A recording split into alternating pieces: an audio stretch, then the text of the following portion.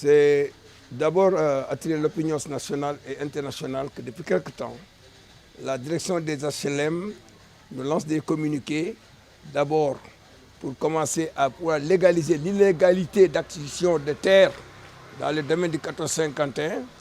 mais de vouloir justifier une mainmise sur les terres de l'Ébou. Et cette action est une offense à laquelle nous devons répondre immédiatement, parce qu'au nombre des problèmes qui se posent au Sénégal, le cas du foncier est une particularité qui en appelle à beaucoup de concertation.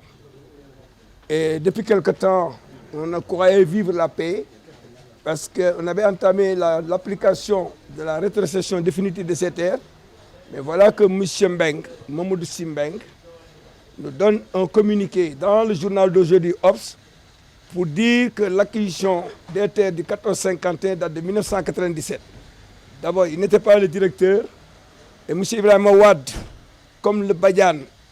les notaires qui ont eu des emprunts de la Société nationale Habitat Loi et Modéré, se retrouvent contraints d'écrire un document HLM sans définition, sans justification, pour attribuer les terres à des caisses personnes par moyen de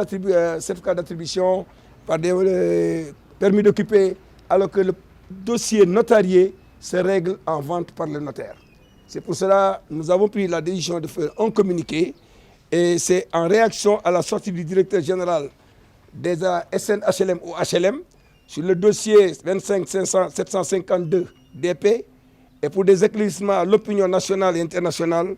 que celle-ci, société HLM, se doit de notifier à l'État du Sénégal,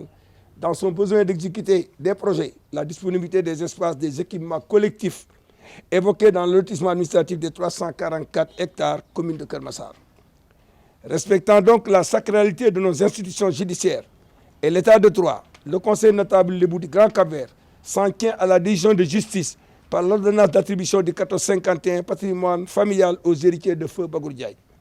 Il est rappelé que les terres du 1451 à Diakhaye, pour ces terres, que le droit a été dit, et par cette ordonnance sans appel restituant la superficie d'une contenance de 285 hectares, et sa mise en application ne doit souffrir d'aucune entorse ou d'un blocage sans raison aucune au préjudice des héritiers de la famille de feu Bagour Diaye. Pour une assistance donc aux familles concernées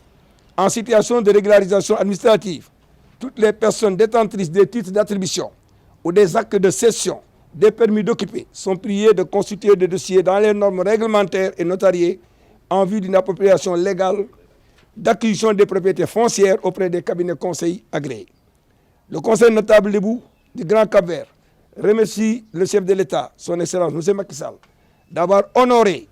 son engagement auprès de la communauté Lébou et félicite les autorités de son autorité, l'administration territoriale, de leur appui en tout lieu, en toute constance dans cette procédure.